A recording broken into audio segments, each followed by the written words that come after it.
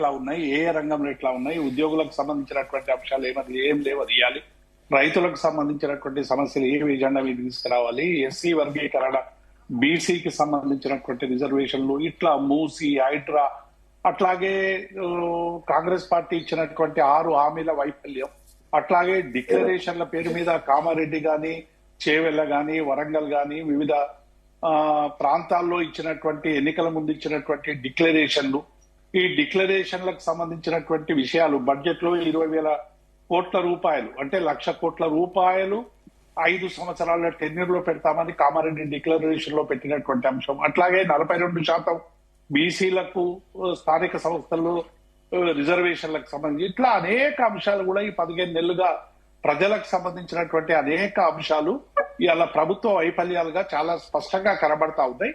వాటితో పాటు వాటిని అమలు చేయాలనే డిమాండ్ తో పాటు ప్రభుత్వ వైఫల్యాలను అన్నిటి కూడా ఎత్తి చూపి సరిచేసేటువంటి ఒక ప్రతిపక్ష బాధ్యతగా ఇవాళ బీఆర్ఎస్ ఎల్పీ ప్రయత్నం చేయాలని చెప్పి మా ఎమ్మెల్యేలకు అట్లాగే మా ఎమ్మెల్సీలకు అందరికి కూడా దశ నిర్దేశం చేసిండ్రు. డెఫినెట్ గా కేసీఆర్ గారు సభలకు హాజరవుతారు.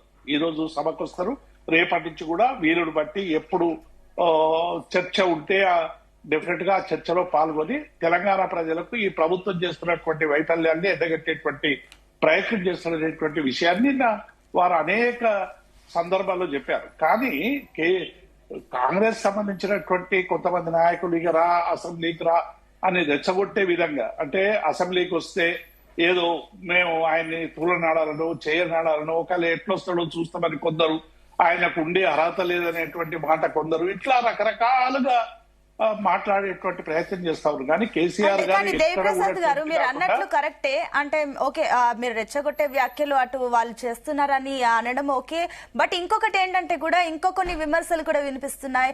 అంటే ఒకవేళ 6 నెలల నుంచి ఒకవేళ అటెండెన్స్ వేసుకోకపోతే డిస్క్వాలిఫై అవుతారు కాబట్టి అటెండెన్స్ కోసం కేసీఆర్ అసెంబ్లీకి వస్తున్నారంటూ కూడా కొన్ని విమర్శలు వస్తున్నాయి. మరోపక్క అటు సీఎం రేవంత్ రెడ్డి కూడా కొన్ని కమెంట్స్ చేయడం జరిగింది. రాష్ట్రంలో జీతభత్యాలు తీసుకుంటూ పని చేయకుండా ఉన్నది కేసీఆర్ ఒకరే అంటూ కూడా కమెంట్స్ వినిపిస్తున్నాయి. దీనికి ఏమంటారు?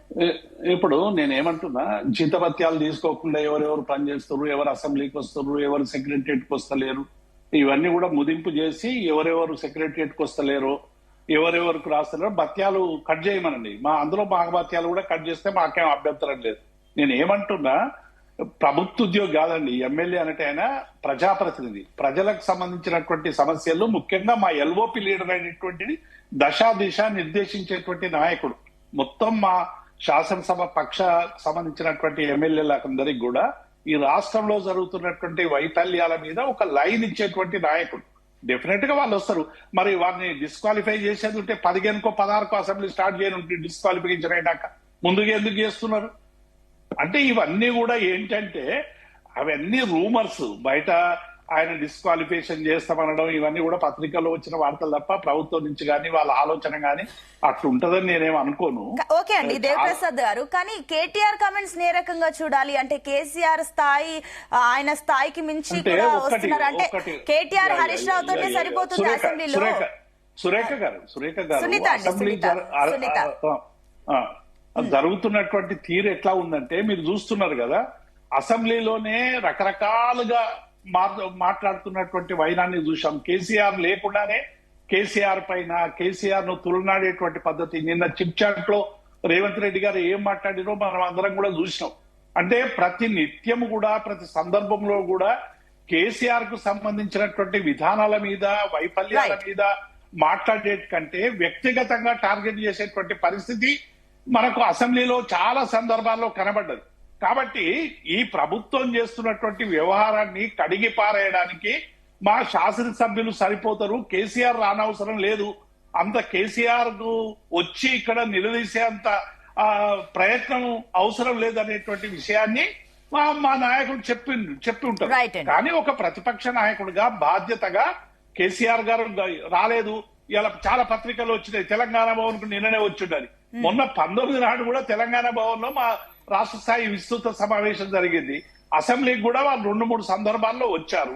ఈ రోజు కూడా వస్తారు. సందర్భాన్ని బట్టి అవసరాన్ని బట్టి కేసీఆర్ రావాలి, కేసీఆర్ ఉండాలి, వాళ్ళకంటే ఎక్కువ మాకు ఉండదా అండి? ప్రజల్లోకి ఎట్లా పోవాలి, ప్రజలకు సంబంధించినటువంటి సమస్యలు ఎత్తి చూపాలనేటువంటిది కేసీఆర్ గారు ఏదో తులనాడడానికి, కేసీఆర్ గారిని అవమానించడానికి వాడికి ఉండేటువంటి తాత అందరికీ కూడా మనం చూస్తూనే ఉన్నాం. కాబట్టి ఒక ప్రతిపక్ష నేతగా డెఫినెట్ గా కేసీఆర్ గారు వస్తారు. ఒక ప్రతిపక్ష బాధ్యతగా వారు నిర్వర్తించే ప్రజా సమస్యల్ని ఇవాళ ఎజెండా మీదకి తీసుకొస్తారు. మీరు చూడండి, ఇవాళ నుంచి అసెంబ్లీలు ప్రారంభం అవుతాయి కదా.